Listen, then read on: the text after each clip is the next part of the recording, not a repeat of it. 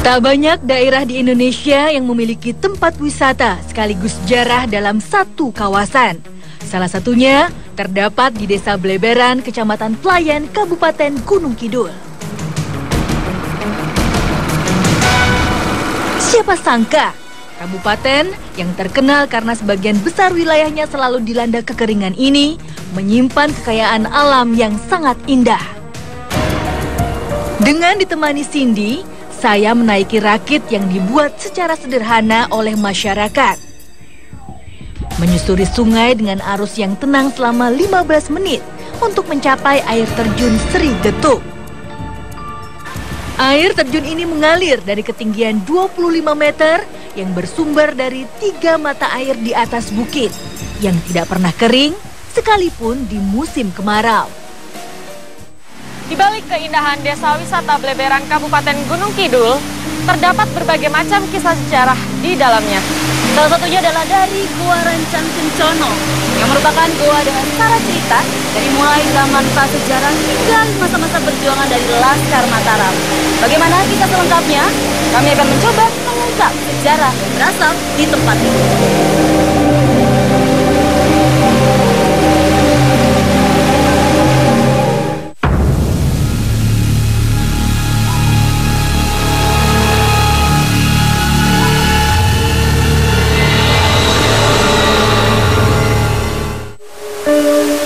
Berkembang kisah, di tempat ini sering terdengar suara ketukan alunan musik saat hujan tiba.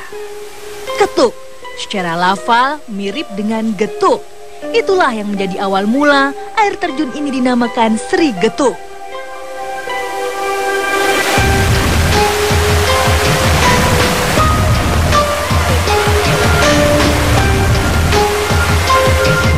Tak jauh dari air terjun Sri Getuk, terdapat sebuah gua purba yang diperkirakan telah berusia ribuan tahun. Masyarakat menyebutnya dengan nama Gua Rancang Kencono.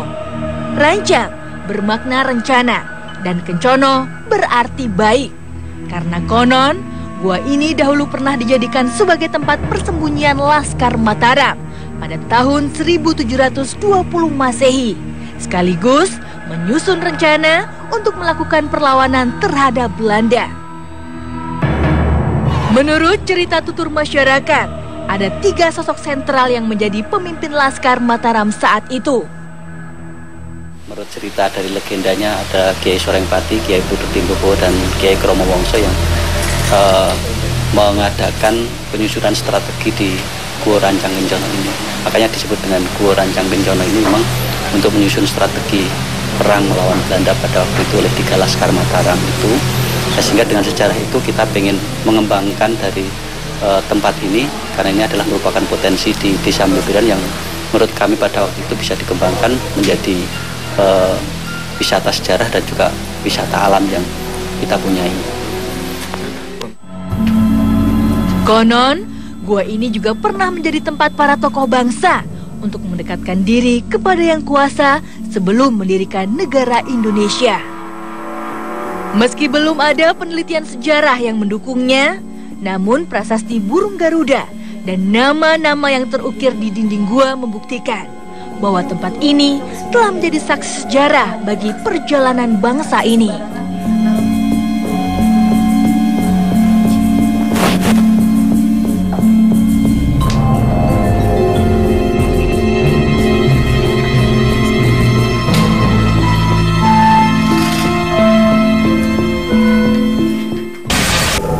Saya dan Cindy pun bertemu dengan Pak Aryo, sejarawan yang akan menjawab semua rasa penasaran terkait cerita Gua Rancang Kencono. Penasaran mengenai sejarah dari Gua Rancang Kencana ini seperti apa, Pak?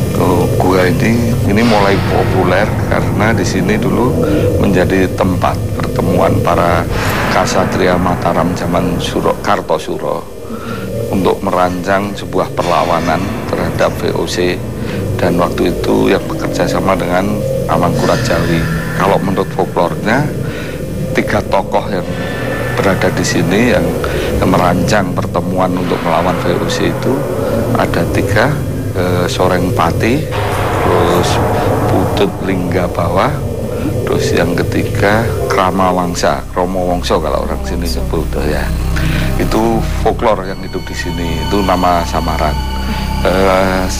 Tinjauan sejarah saya perkirakan bahwa Sorengpati itu adalah Pangeran Blitar. Terus Putut Linggabawa itu adalah Diponegoro, tapi ini bukan Diponegoro Perang Jawa. Ini pada zaman Mataram Kartosuro. Jadi sekitar tahun 1720. Mereka kemudian menyerang balik ke Kartosuro, melawan VOC dan melawan tentunya juga Amangkurat Jawi sebagai raja bentukan VOC. Nah, maka sini sangat populer.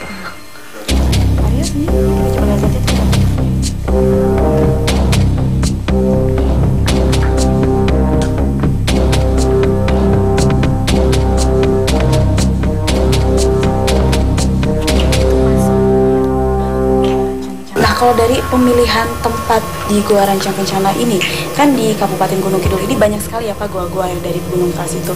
Kenapa sih Pak mereka atau dari Kerajaan Mataram lebih memilih tempat ini? Gunung Kidul ini punya banyak gua di bawah tanah, punya banyak sungai di bawah tanah, sehingga secara strategis ideal untuk bersembunyi.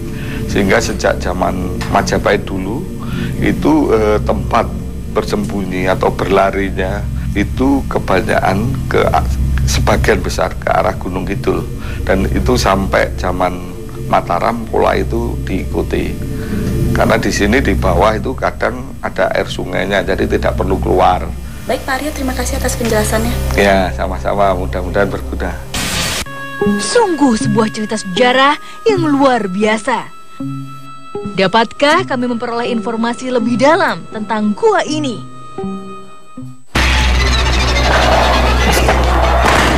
Jangan kemana-mana, tetap di Dua Dunia.